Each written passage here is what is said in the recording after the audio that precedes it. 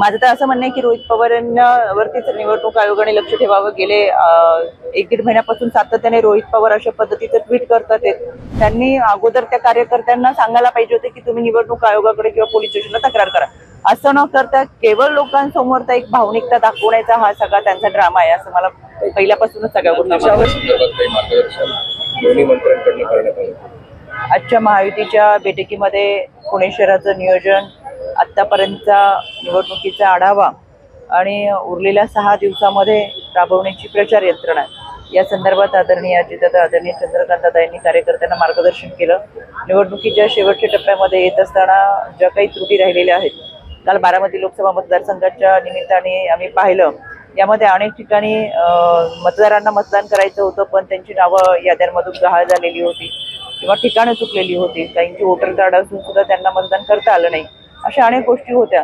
या निमित्तानं शेवटच्या टप्प्यामध्ये आपल्याकडून काही त्रुटी राहू नयेत यासाठी आजची ही आढावा बैठक घेण्यात आली। बारामती लोकसभा मतदारसंघात मतदान खूप कमी झाले, मागच्या 7 ते 8% मतदानाची टक्केवारी जी आहे ती घसरली आहे। काय फटका बसेल, कुणाला बसेल? मला असं वाटतं बारामती लोकसभा मतदारसंघात आत्ताच आदरणीय दादांनी सांगितले की 60.37% मतदान झालं। गेल्या वेळेचं मतदान हे 53% होतं। नाही, पण विशेषतः खडकवासल्यामध्ये काही 48, पुरंदरमध्ये 48 आणि खडकवासल्यात 50%पेक्षा जवळपास मतदान झालेलं आहे। त्याच्यामुळे खडकवासला आणि पुरंदर हे 2 महत्त्वाचे घटक जे आहेत बारामतीमध्ये, त्याच्यामुळे काही फरक पडू शकतो। मला असं वाटतं की आपल्याकडे काही अपडेट यादी नसेल।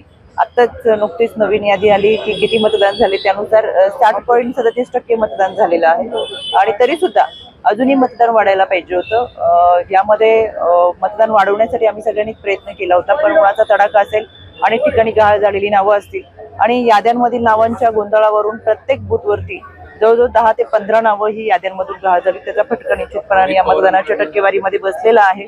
त्याचा विचार पुढच्या विधानसभेच्या निवडणुकीपर्यंत आम्ही कार्यकर्ते म्हणून निश्चितपणाने यामध्ये सहभागी होऊन करू। रोहित पवारांनी काल काही व्हिडिओ ट्विट केले होते आणि त्यात त्यांनी थेट महायुतीवर आरोप केलेले आहेत की बारामती लोकसभा निवडणुकीच्या पार्श्वभूमीवर पैसे वाटण्यात आले होते आणि व्हिडिओ दत्तामामांचा व्हिडिओ देखील त्यांनी ट्विट केला होता आणि एकंदरीतच महायुतीवर त्यांनी जोरदार टीका केली। दत्तामामांनी त्यांनी जे काही वक्तव्य केलं त्याच्या संदर्भातला खुलासा त्यांनी दिलेला आहे। शेवटी कार्यकर्ता म्हणून ग्राउंड लेवलवरती काम करताना समोरची व्यक्ती जर काही चुकीचं करत असेल तर साहजिकच त्या भावनांचा उद्रेक होत असतो आणि ती व्यक्ती ही रोहित पवारांच्या फार जवळची होती। तिथं बाकीचे सगळ्यात आपण खोलात जाऊन ती माहिती घेऊ शकता की पैसे वाटप समोरची व्यक्ती करत होती किंवा काय।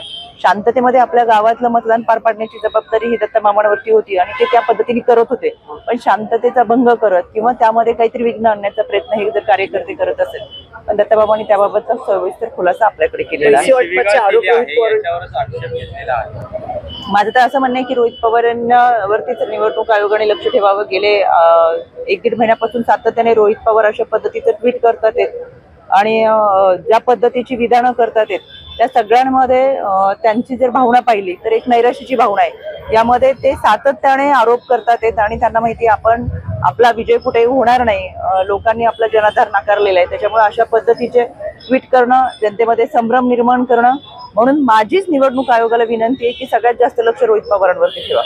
पण त्याला जोडून असं आहे की सुप्रिया सुळे यांनी त्या कार्यकर्त्याची काल जाऊन भेट घेतली, तो कार्यकर्ता सुप्रिया सुळेंसमोर ढसा रडला आणि ही घटना अतिशय दुर्दैवी असं स्वतः सुप्रिया सुळे म्हणतात आणि त्या संपूर्ण प्रकरणी आता निवडणूक आयोगाने कारवाई करावी असं त्यांचं म्हणणं आहे। माझं तेच म्हणणं आहे की यामध्ये जर चुकीचं काही घडत असेल तर या लोकांनी निवडणूक आयोगाच्या चौकटीतून जाऊन न्याय मागावा।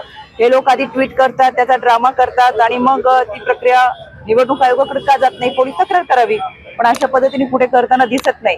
आणि सुप्रिया सुळे जरी भेटायला गेले असेल तरी मला असं वाटतं की त्यांनी अगोदर त्या कार्यकर्त्यांना सांगायला पाहिजे होते की तुम्ही निवडणूक आयोगाकडे किंवा पोलीस स्टेशनला तक्रार करा। असं न करता केवळ लोकांसमोर एक भावनिकता दाखवण्याचा हा सगळा त्यांचा ड्रामा आहे असं मला पहिल्यापासूनच सगळ्या गोष्टी।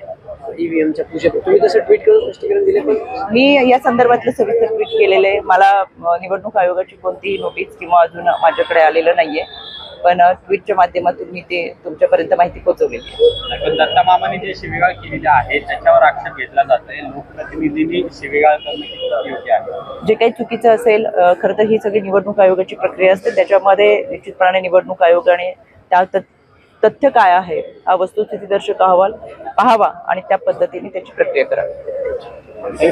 धन्यवाद. राजकारणातील प्रत्येक अचूक बातमीचे सर्वात आधी अपडेट्स मिळवण्यासाठी सरकारनामाच्या सर्व सोशल मीडिया प्लॅटफॉर्मला लाईक, फॉलो आणि सबस्क्राईब करा. तसंच सर्व नोटिफिकेशनसाठी बेल आयकॉन प्रेस करायला विसरू नका.